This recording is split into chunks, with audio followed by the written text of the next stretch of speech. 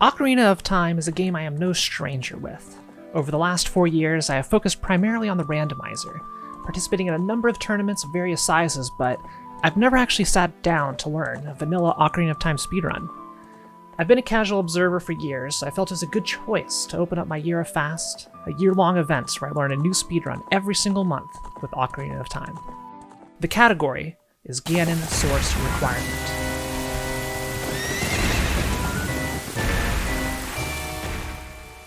The record for this category is 1 hour, 9 minutes, and 16 seconds, and I'm not even going to try and get anywhere close to that.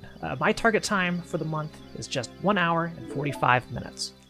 The goal of the category is to beat Ganon with a few restrictions. Wrong warps are banned, and any items obtained must be obtained from their vanilla source locations. That's where the source requirement comes from. This generates a few requirements that must be met to complete the run. First, the Ganondorf fight must be completed. This can only be accomplished with a bow, magic, and light arrows. And while bow and magic can be obtained immediately in the adult portion of the game, the light arrows require a little bit more effort. Light arrows are activated by a cutscene in the Temple of Time that unlocks after collecting the Spirit and Shadow medallions, meaning Twinrova and Bongo Bongo would need to be defeated, and outside of Ganon, these are the only other bosses we are going to be defeating in this run. Normally, each of these dungeons have a stringent set of requirements to complete, and you are supposed to complete all 3 child dungeons before even entering the adult phase of the game. First, Shadow Temple requires the Nocturne of Shadow, a warp song to teleport you to the entrance of the dungeon, where you use Den's Fire to open up the door. The cutscene to obtain Nocturne is only activated after the first 3 dungeons, Forest Temple, Fire Temple, and Water Temple, are all completed. The dungeon itself is relatively simple, but still requires the bow, hookshot, bombs, and the hover boots in order to complete. Spirit Temple requires either the Longshot or Epona to cross the bridge to Gerudo Fortress. Once there, you are expected to have the Lens of Truth in order to cross the wasteland after rescuing the Carpenters. You also need hover boots or Longshot in order to cross the initial gap in the wasteland, and Spirit Temple itself requires a lengthy child section to collect the Silver Gauntlets, which already requires a strength upgrade found in Goron City, and the Mirror Shield is also needed to beat Twinrova, but you can find that in the dungeon itself. That is a lot of stuff, and a lot of stuff that we are absolutely not going to be obtaining. Almost all of these dungeon requirements can be completely skipped with a few key skips that will need to be performed in the run. I have split the major tricks up into the following 9 key segments. First up, bottom of the well. There is a 10-pack of bomb shoes which can be accessed with a floor clip and out-of-bounds swim to the chest, which is normally locked by bombs. These 10 shoes are extremely important and required for many of the following tricks to complete the game. The bomb shoes can be used for a good time save, skipping an entire day-night cycle, by damage boosting up into the guard's stealth sequence, completely skipping the egg. Next up is Door of Time Skip, one of the most famous sequence breaks in all of speedrunning history. With a precise lineup, roll, and backward side hop, the door blocking the Master Sword can be bypassed, and, by extension, this skips all 3 child dungeons. Once adult, it is a quick jog over to the graveyard to grab the hookshot and begin the hookshot jump to get into Shadow Temple. Getting into the corner of the graveyard and bonking Dompe's hut while mashing the hookshot button gets the camera in this odd state, and after waiting a few seconds and firing the hookshot at a specific frame, well, you kind of go into orbit there.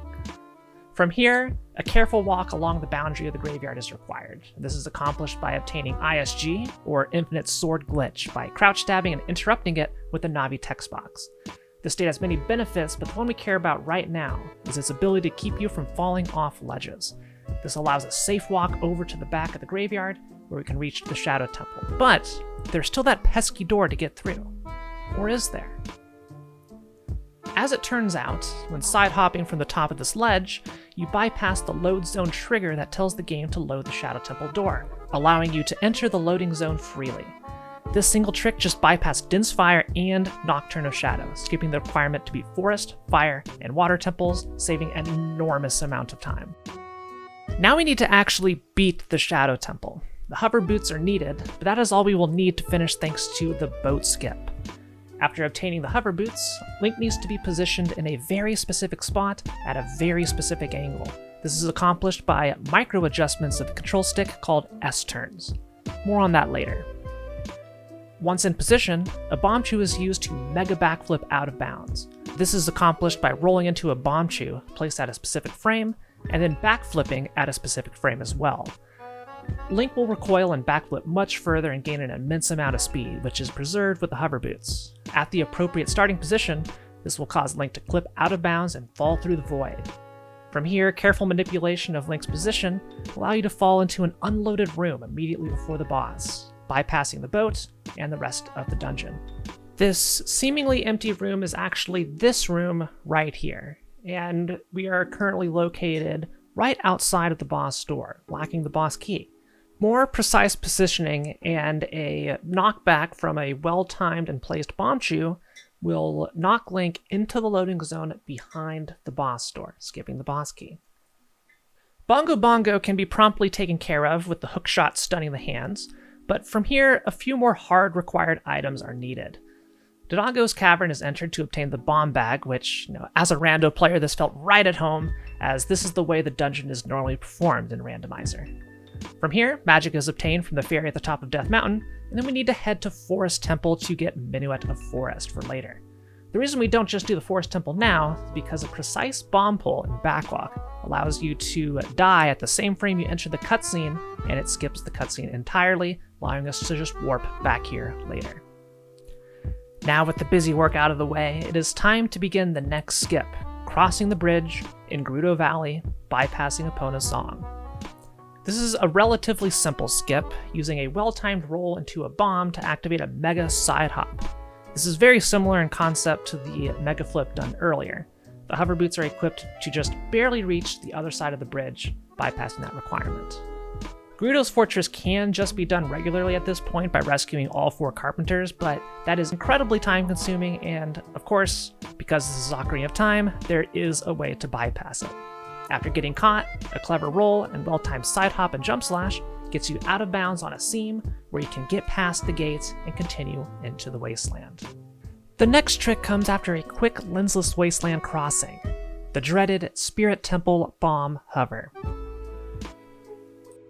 The Spirit Temple Hover, along with Boat Skip, is one of the hardest skips in the entire run. After reaching the Colossus, ISG is obtained, which allows you to hover in midair if you shield damage from a source, similar to what was done in Bottom of the Well. After the first hover, a camera unlock is performed by Z-targeting a Chew mid-backflip. This allows us to turn around later. 4 more bomb hovers are done to get to our initial position, and from here, we do a 180 and do 4 more well-timed bomb hovers to get within range of the Spirit Temple statue. A backflip gets ourselves unstuck, and a brief seam walk gets within hookshot range of the Silver Gauntlet's chest, and the hover is complete. From here, we're going to do a super slide comboed with a well-timed jump slash that allows you to reach the other hand where the mirror shield is obtained, and the rest of the dungeon can be completed easily. Next up is Forest Temple, and only the bow remains. But lacking the bow, Song of Time, or a strength upgrade makes this a lot harder than you would think. But there is a way to accomplish this, once again. 1 small key is needed from the initial Stalfos fights, and from here a precise side hop and roll with a frame-perfect Z target on top of the Song of Time block will clip Link out of bounds behind the Song of Time block. In the courtyard, a bomb boost can be used to reach this ledge further into the dungeon, bypassing that first small key needed to enter the push block room. Now normally here you would be pushing all these blocks around slowly, but lacking a strength upgrade to actually push the blocks, we instead use a glitch called the ground jump. By interacting with the bomb in a weird way, the game stores a vertical height displacement that can be activated by performing the inputs to a backflip, making it appear like Link is jumping. This gains just enough height to jump and grab the top of the block and clip through the ceiling. From the red block, a precise set of rolls, called the Impossible Jump, will take you to the end, and the rest of the dungeon can be traversed normally and the bow obtained. With our required set of items now complete, all that remains is to defeat Ganon, but there is one last trick to perform, the trial skip. By lining up on a specific portion of the wall and performing a mega side hop just as before, and equipping the hovers, Link will just barely touch the loading zone to the castle interior, bypassing all 6 trials and a whole bunch of item requirements. From here, the rest of the game can be completed normally, taking out the 3 fights of Lizalfos, Stalfos, and Iron Knuckles, a brief spout with Ganondorf, and finally, the big pig himself. These are the main tricks and skips I'll be learning and attempting and will be required for a complete run. Sounds easy enough, right? Let's get to work. While there are many optimizations that will save minutes over the course of the run, I wanted to make sure I got through the big skips first so that I could actually finish one. Starting off in Kokiri Forest, I was able to quickly learn the Pokey Escape, exiting Kokiri Forest without completing the Deku Tree. So I guess in this timeline the Deku Tree never dies, right? Alternate, faster escapes exist, but this one is easy and still quite speedy. Given I only have 1 month to grind this run down, it was a good starting choice. Proceeding through to Kakariko, I needed to learn my first big skip, the bottom of the well out of bounds. I could already clip into the well with a Cuckoo Dive, a trick I learned for multi-world randomizers to bypass a lot of dungeon requirements, but I had never done anything quite like the out of bounds in the well. Getting ISG was simple enough, but the tricky part is the camera reversal. While not strictly required, reversing the camera allows you to see the bubble coming towards you, making it easier to time the backflip to get the initial hover. The setup for the camera reversal involved several frame-perfect inputs that I could pause buffer, but I am horribly incompetent at pause buffering, taking several menus to advance 1 frame if I was lucky. I spent over an hour trying to successfully pull this off just once, mainly hindered by reversing the camera here. But post out of bounds was rather easy, but getting there would take some time, of course. Trying to not get too burnt out on a single trick, I decided to move on and learn the rest of the route first. The Bombchu skip to enter the guard stealth section was free, and not something I'm worried about too much. Door of Time skip was next on the list. Door of Time skip requires a very specific angle to be able to clip out of bounds, and after dozens and dozens of failures with the Phast setup, involving backwalking from the load zone and performing a backflip at the right time, I moved to an alternate, slower setup to get the angle I needed, and then before I knew it, I was past the door. For the Shadow Temple hookshot jump, I was already fairly familiar with performing the trick in Randomizer. It was not long before I successfully caught on the ledge, but getting ISG was a problem. I wasn't used to getting Navi ISG at all, and the analog shoulder buttons on the GameCube controller made the timing different from the N64 controller I usually play on, so I had to relearn the muscle memory for this, and once over there, I was home free. Until... Wait, why is the thing loaded? Why is it loaded? As it turns out, I was not far enough right on the ledge to skip the loading zone, causing the door to spawn in, an easily avoidable mistake I can correct for runs. Now, the dreaded Shadow Temple boat skip. The complexity was daunting, and there are so many fine details to learn. Up to this point, I was playing on a regular version of Ocarina of Time, and I needed to swap over to the practice ROM, which offers several features I can use to speed up the learning process, such as save states, warping, and inventory management. I spent all day trying to get the first step where I went out of bounds with the mega backflip. I had to train my fingers to ever so slightly nudge the analog stick to get 3 consecutive S-turns for the initial angle, but the out-of-bounds clip appeared to be completely random whether or not I got it. But I would get out of bounds eventually if I tried hard enough.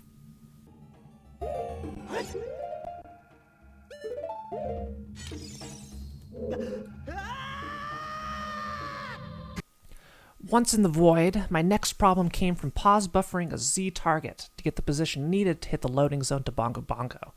Pause buffering is already difficult enough for me, but Z targeting and using items works differently. Pause buffering movement, or using a shield, is accomplished by just holding the desired inputs after unpausing and can be done any time before the game resumes. But when Z targeting, or using items, or using the A button to roll, you have to wait until just before the game resumes, or the input will be ignored from the game.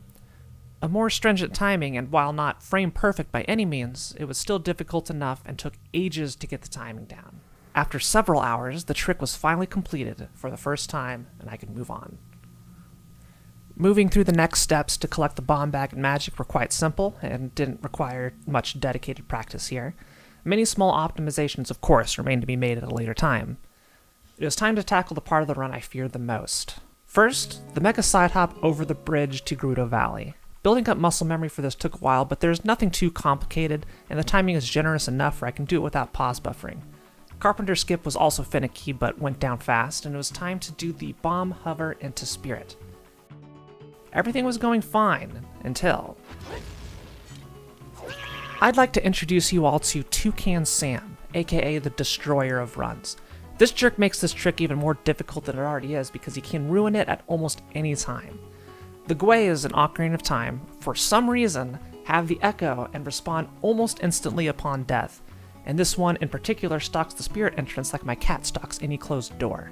By the time you kill it and start the trick, he is already back and thirsty for more blood. At several points in the trick, you have to put up a defense against this hell spawn. This also puts a time limit on the first 5 bomb hovers because you are almost helpless with your back turned. Even without the bird, I was having a difficult time timing each bomb hover, but that will of course change with practice. Once up, I was able to quickly get the super slide across to Mirror Shield on lock and could get out of this hell. Forest Temple and Trial Skip were the final obstacles to learn, and the few tricks went down easily. Although I couldn't consistently get everything first try, the risk of being stuck in the Forest Temple was low, and I could eventually persevere and get my final item, the bow. Fortunately, Trial Skip works the same exact way as the Mega Side Hop across the bridge, meaning I already had a lot of that muscle memory down for this. I just needed to memorize the starting positions and which inputs I would use after gaining the Mega Side Hop. With every major skip performed successfully, I now had the necessary knowledge and tools to start attempting runs. Here we go. Fresh splits. No matter what I do, it's gonna gold. It's gonna feel great. 3, 2, 1, go. Actual speedrun time. Free from the practice ROM, I couldn't just make save states and retry setups infinitely. My first hurdle was the bottom of the well out of bounds, where I implemented a new strategy to reverse the camera with more leniency. I encountered a problem, however, of backflipping into the bubble at the correct angle. After nearly 15 minutes, I figured out my error had to do with positioning in the corner and promptly fixed it. After reaching Shadow Temple, I had a similar amount of trouble on the boat skip. I knew it would take time, but I kept failing in ways I just did not expect. After almost an hour, I finally conquered it and moved on, with some required investigation to come later. Yes! Although the previous tricks took forever, they could be attempted indefinitely. My first set of complete blunders came into Dongo's Cavern of all places. 3 bomb shoes. 2 bomb shoes.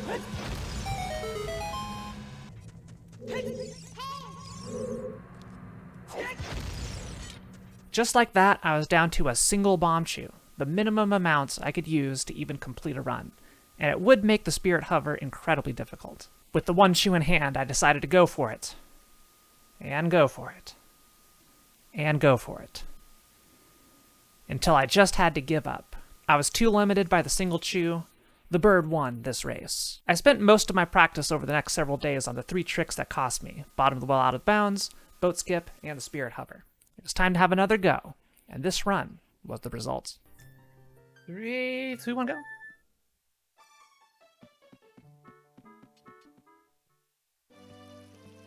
Good luck to me.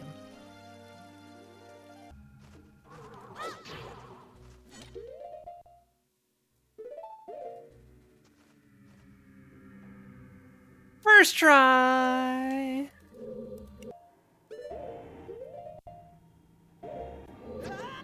Yes!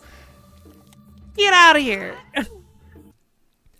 Although nothing amazing, for the first time I was able to complete the boat skip in a somewhat reasonable amount of time. The first try bottom of the well out of bounds showed that these few days of dedicated practice put in work. At least, for the stuff I was practicing.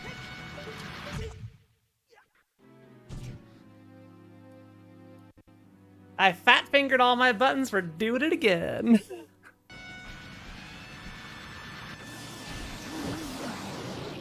We're done.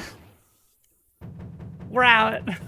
I took to Dongo's Cavern incredibly carefully to not lose the bomb shoes I lost in my first attempt, and it was now time for the spirit hover.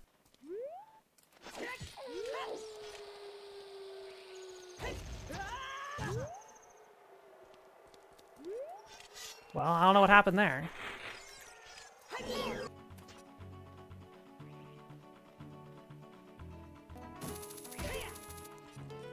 We're done! It was done. The hardest trick in the run was completed. Granted, it took me like 30 minutes of attempts to get it, so there is a ton of room for improvement here.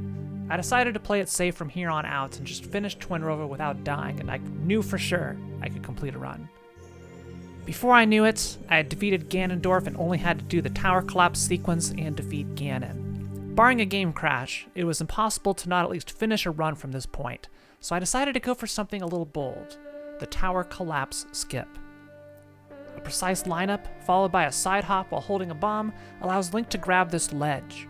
Provided a piece of debris doesn't come down and mess up the trick, the bomb blasts Link straight into a loading zone. Once through the loading zone, an extremely precise angle on the analog stick and a well-timed jump slash will recoil off of an invisible piece of collision, skipping most of the tower collapse sequence. Holy shit. Holy shit, we got it. And lo and behold, I get it first try. Ganon was easy, especially with a super slide to keep Ganon from removing the Master Sword from my inventory. 3 hits for Phase 1, 5 more hits for Phase 2, and finally, a completed run from start to finish. 2:52:15 with the Void Warp.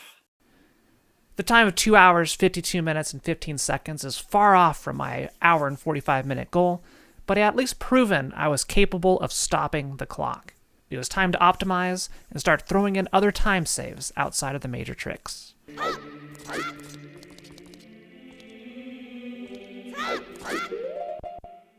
Before my next big run, I focused first on polishing up most of the easier skips, and that paid off when I got to Door of Time skip. A first try skip meant big time savings. Holy shit! I still had trouble with Shadow Temple boat skip, however, and I still was not entirely sure what was going on with the failures, but I would eventually make it through. I also got the Minuet of Forest cutscene skip, saving a solid minute by not having to watch the cutscene where Sheik gives you the Minuet of Forest. Spirit Hover, however, still took nearly 30 minutes to complete. While an improvement over my previous run, it was difficult seeing the minutes just vanish into thin air. By this point, I had golded every single split, demonstrating that my practice was paying off, but the streak would soon end.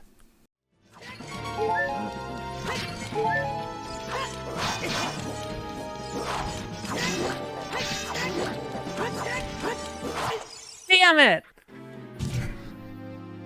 You piece of shit!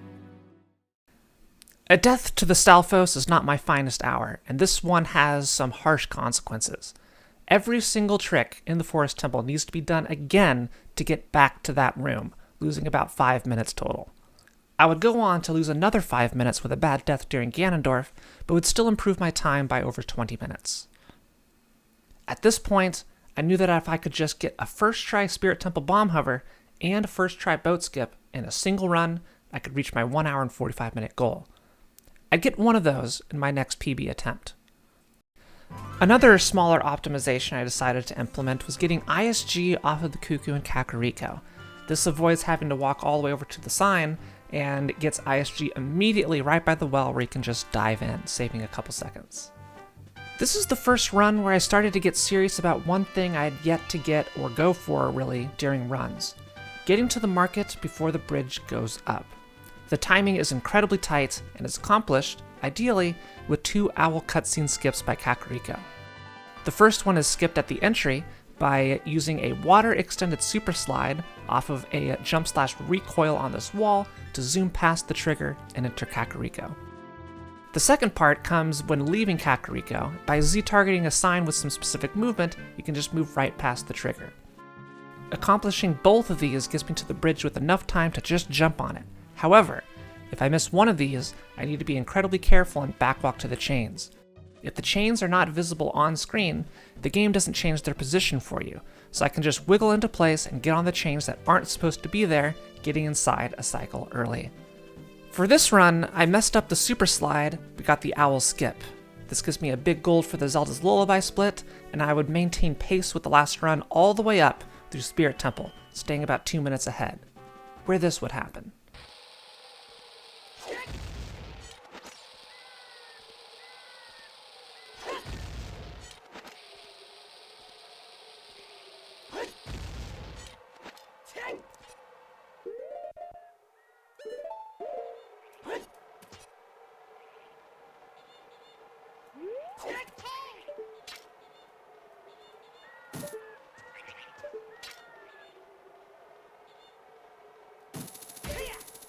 Holy shit.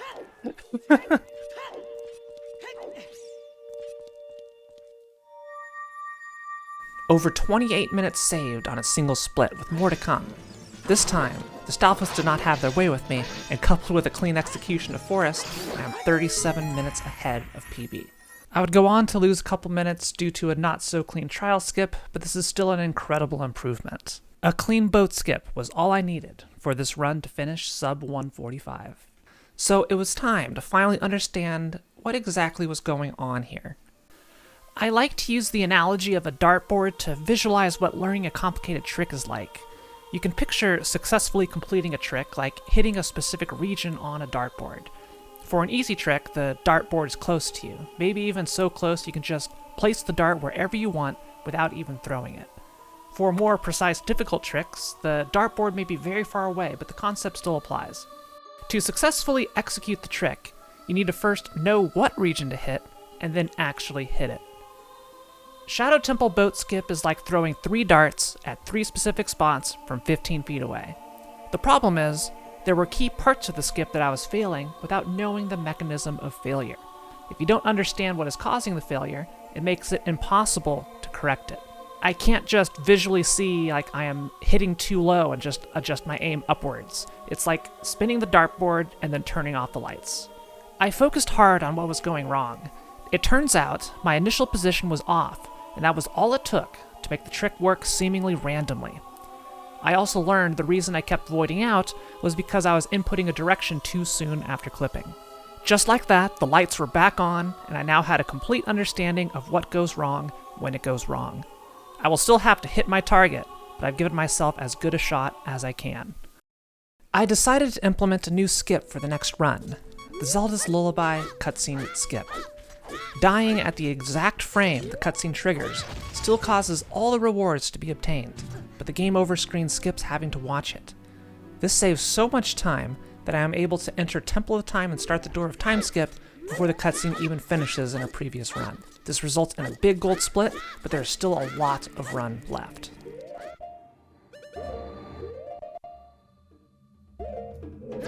Finally, a fast boat skip. My sum of best segments now has demolished the 1 hour 45 minute goal.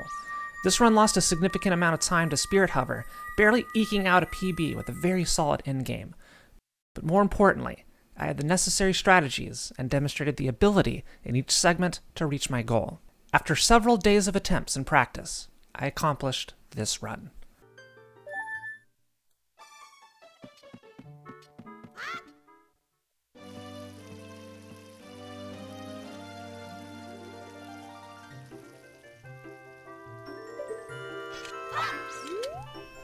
I was so focused on this run that I barely spent any time talking. I had a clean enough forest to get out of the gate a decent amount ahead, which is all I needed to do.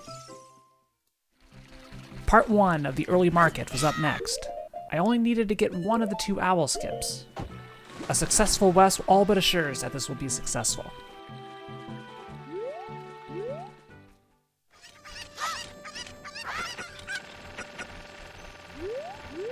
I had Cuckoo ISG on lock and entered the well on incredible pace.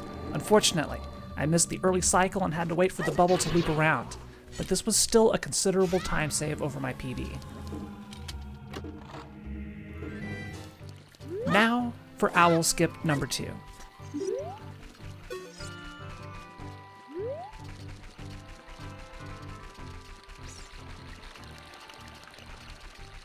Think I should be good?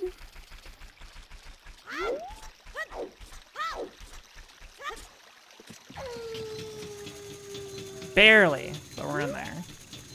This should guarantee a gold ZL split, but this run was not without its hiccups. Yeah, I could have gone. What?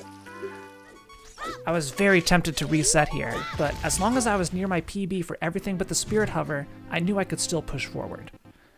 I was a little flustered getting caught by the guard, so much that I reverted to my randomizer brain and went over to Ganon's castle. This sets the time of day to nights, which is very useful for that, but not really here. No, heck, I actually went over here. It's fine. This is time save for the final split, okay? It's time save for the final split, we're fine. It's not the end of the world, but I did have an interesting change of scenery for Kakariko and the graveyard.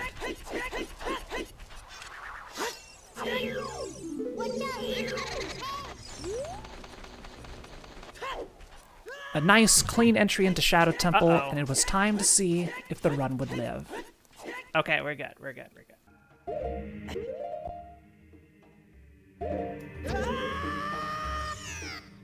I didn't get the down right input in time. Damn. This was an incredibly unfortunate miss at the last input to boat skip. I decided to keep going because if I got it second try, I could still persevere, and that is exactly what happened. We're exactly 1 minute behind. Another flub happened at Forest Temple, where I got damaged by the bomb too late. Damn it. I would lose another chunk of time here, which would make the ending more tight, but you do get this funny little side effect.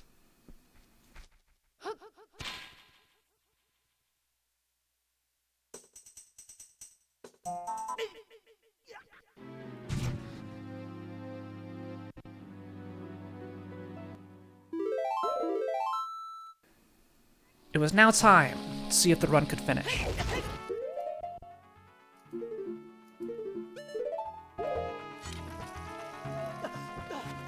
Woo.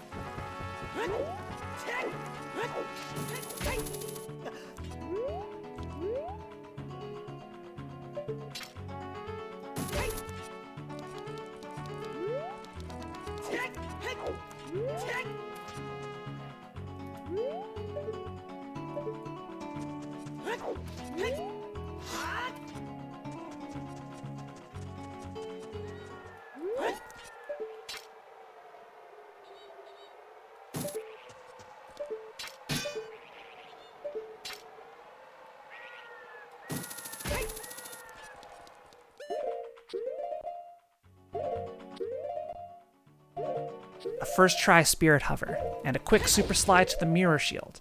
At this point, the only thing that would outright kill this run was the Iron Knuckle fight before Twin Rova. Okay, run's live. You absolutely do not want to die to the Iron Knuckle fight here, as a death will completely kill the run since it sends you back to the front of Spirit Temple. Every attack will one-shot me, and I had already lost runs to this fight before, so I took it incredibly safely.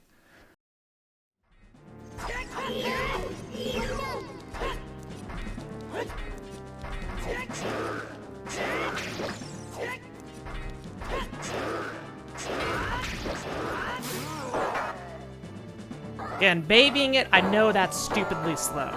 I do not want to die to Iron Knuckle, okay?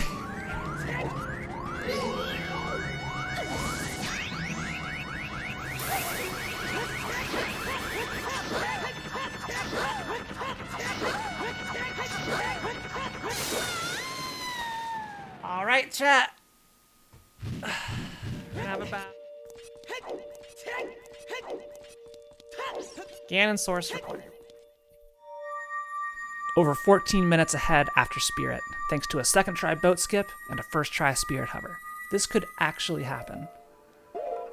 I just needed to get an even okay finish, and I would be golden. The 3 skips in Forest Temple are all accomplished first try. There's 2. And there's 3 of 3.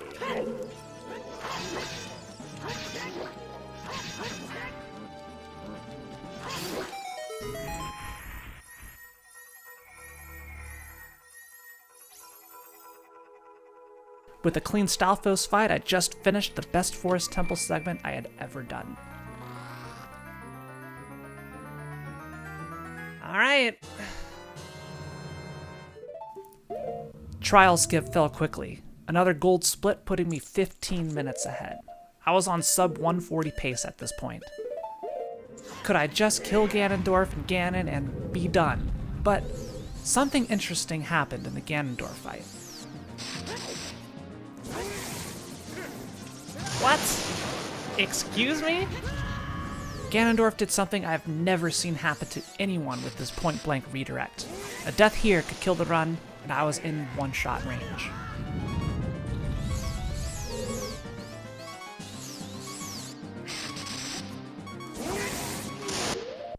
Heck you, Ganondorf. Holy shit.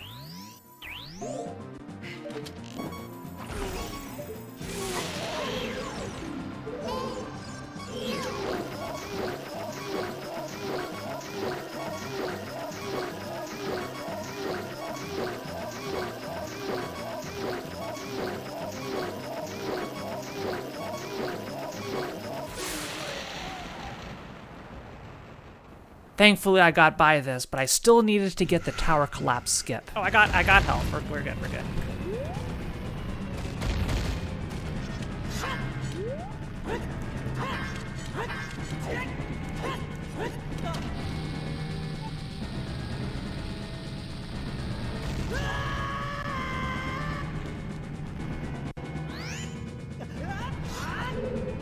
Ah, heck.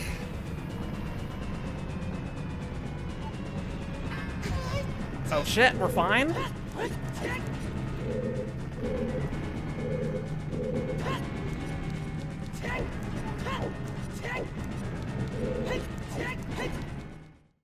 All that remained now was the super slide into the Ganon fight.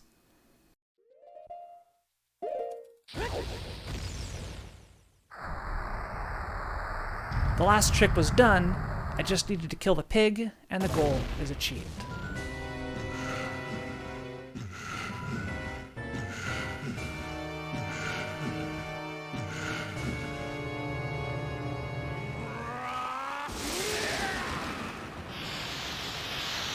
I love that shot with the mirror shields.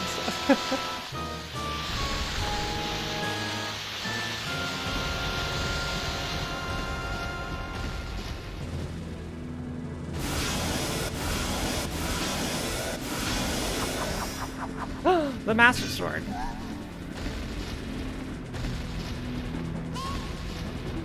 Okay.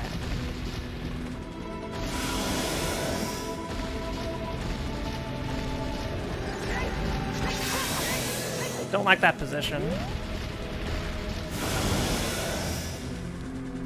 Come on, buddy.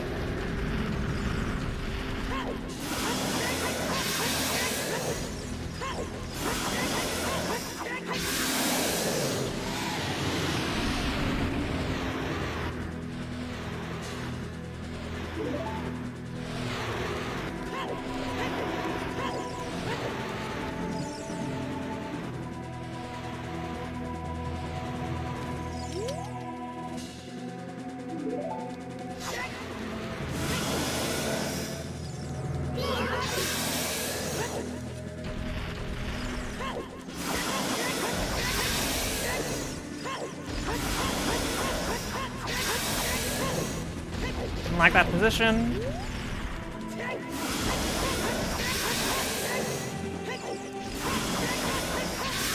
That's it. We did it. We got the goal time. And a massive PB. Oh, I'm so relieved.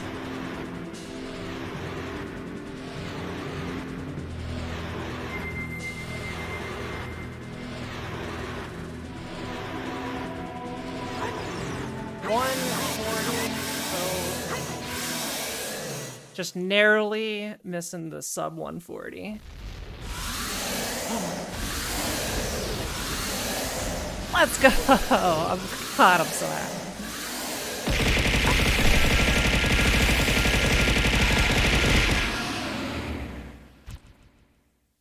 Oh, it's done. It's so done.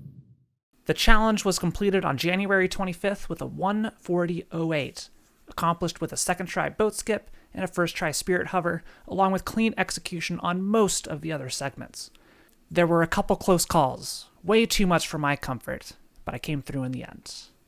Ganon Source Requirement, my first challenge in my year of Phast, was completed. Thank you all so much for watching, and if you enjoyed this video, please like, comment, and subscribe to help out with the YouTube algorithm, as well as get notified of future videos in the series. You can find a link to the full uncut run in the description below. Videos like this are made possible thanks to my Patreon supporters and all of the support I get on Twitch. It is all greatly appreciated. That is all for Ocarina of Time Ganon Source Requirement, but February is a new month. and a new speed game.